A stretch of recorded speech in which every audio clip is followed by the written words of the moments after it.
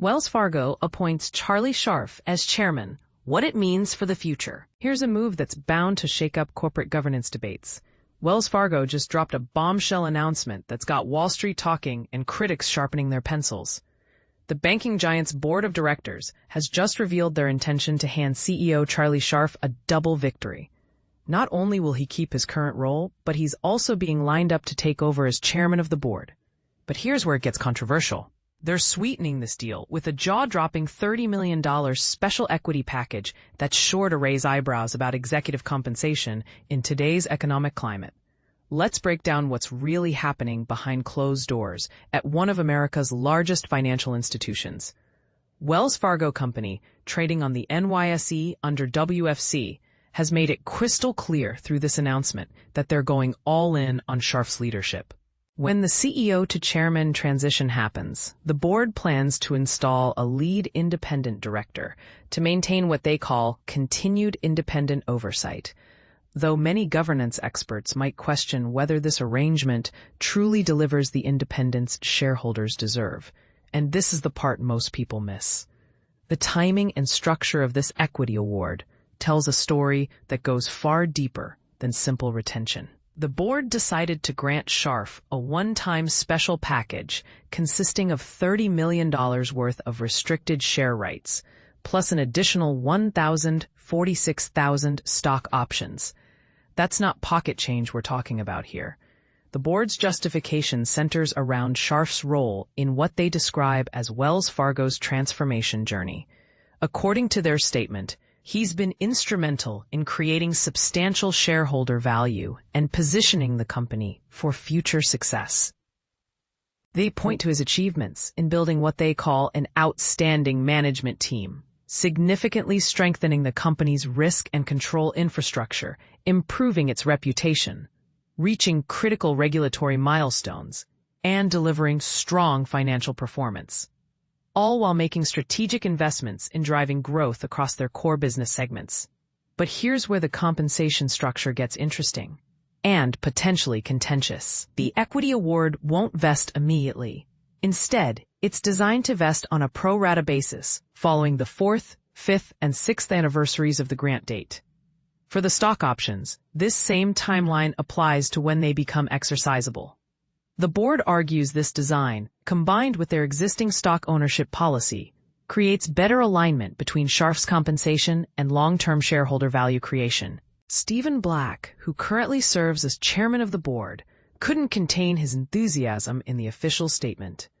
"We are thrilled to recognize Charlie's significant contributions to Wells Fargo and are planning to appoint him as chairman of the board," Black declared. He emphasized their intention to appoint a lead independent director to maintain independent board leadership, ascribing the Special Equity Award as recognition for Scharf's role in leading the bank through what he called an unprecedented transformation. Scharf himself seemed equally pleased with the arrangement, though his response focused heavily on team achievements. "Over the last several years, our operating committee and our 213,000 employees have executed a multifaceted transformation under extremely difficult circumstances," he stated. He described leading Wells Fargo as a privilege and expressed his eagerness to build on what he sees as significant momentum to continue improving performance and market position. For those wondering about the nitty-gritty details, Wells Fargo has filed additional information about both the board's leadership changes and the equity award specifics in a Form 8K with the Securities and Exchange Commission. To put this in perspective, Wells Fargo isn't exactly a small player in the financial services game.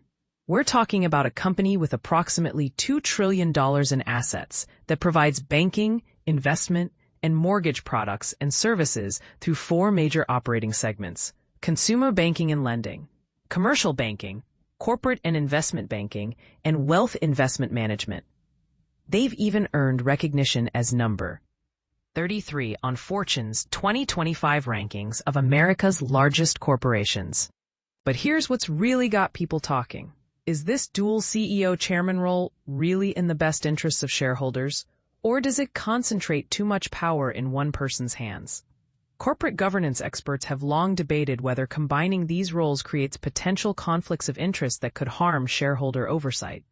And then there's the elephant in the room, that $30 million equity package. Critics might argue that this kind of executive compensation seems tone-deaf in an era when many Americans are struggling with banking fees and economic uncertainty. Others might counter that retaining top talent in competitive markets requires competitive compensation packages. As with any forward-looking corporate announcement, Wells Fargo has included their standard cautionary language about forward-looking statements. They remind investors that such statements are based on current expectations and assumptions about the future, which naturally carry inherent risks and uncertainties. They advise against relying too heavily on these forward-looking statements, since actual results could differ materially from expectations. For detailed information about potential risk factors, they direct investors to their reports filed with the Securities and Exchange Commission, particularly the risk factors discussion in their annual report on Form 10-K. So here's the million-dollar question, or should we say the $30 million question. Do you think Wells Fargo's board made the right call in combining the CEO and chairman roles while offering such a substantial equity package? Are they rewarding genuine transformation and value creation, or are they simply following the typical playbook of overpaying executives while everyday customers bear the costs? What's your take on whether this kind of compensation structure really aligns executive interests with shareholder value? Or does it just reward executives, regardless of actual performance? The debate is definitely heating up, and we'd love to hear where you stand on this controversial corporate governance move.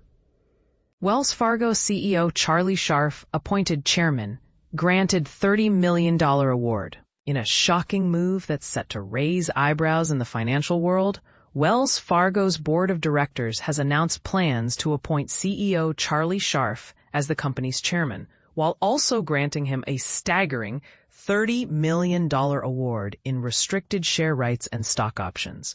But here's where it gets interesting. This decision comes just a month after the bank was released from a 7-year-long, $1.95 trillion cap on its assets, a penalty imposed due to a fake account scandal that erupted in 2016. The bank's board claims that this move is a testament to Scharf's exceptional leadership in transforming Wells Fargo, and the award is designed to recognize his role in creating shareholder value and positioning the company for the future. However, this decision is likely to spark controversy, especially given the bank's troubled past and the fact that Scharf will now hold both the CEO and chairman positions. It's worth noting that Wells Fargo isn't the only major U.S. bank where the CEO also serves as chairman of the board. J.P. Morgan Chase, Goldman Sachs, and Bank of America all have similar arrangements in place. However, influential proxy advisors have long argued that separating these two positions is essential for bolstering corporate governance. In fact, shareholders of Goldman Sachs and Bank of America rejected proposals to split the CEO and chairman roles just last year. So why is Wells Fargo's board going against the grain? According to Stephen Black, the current chairman of Wells Fargo's board, the Special Equity Award is designed to acknowledge Scharf's leadership and maintain his compensation relative to top executives at peer financial institutions. But here's the thing. Scharf's appointment as chairman is likely to raise concerns about oversight and accountability. To mitigate these concerns, the board plans to appoint a lead independent director, although it's unclear when this change will take place. As the banking world watches this development with bated breath, one thing is clear. Wells Fargo's decision to appoint Scharf as chairman and grant him a massive award is a bold move that's set to spark debate. So, we want to hear from you. Do you think this decision is a step in the right direction? Or does it raise red flags about corporate governance and accountability? Share your thoughts in the comments below. Wells Fargo appoints Charlie Scharf as chairman. A closer look. In a bold move, Wells Fargo has announced its intention to appoint CEO Charlie Scharf as the bank's chairman. This decision comes as a reward for Scharf's leadership in guiding the bank out of a scandal that involved the creation of millions of fake customer accounts. But here's where it gets interesting. The bank's board is also granting Scharf a one-time special equity grant, consisting of $30 million in restricted share rights and nearly 1.05 million stock options. Some may question whether such a generous grant is warranted given the bank's past missteps. What do you think? Is this a well-deserved recognition of Scharf's efforts, or does it raise concerns about corporate governance? Let us know your thoughts in the comments below.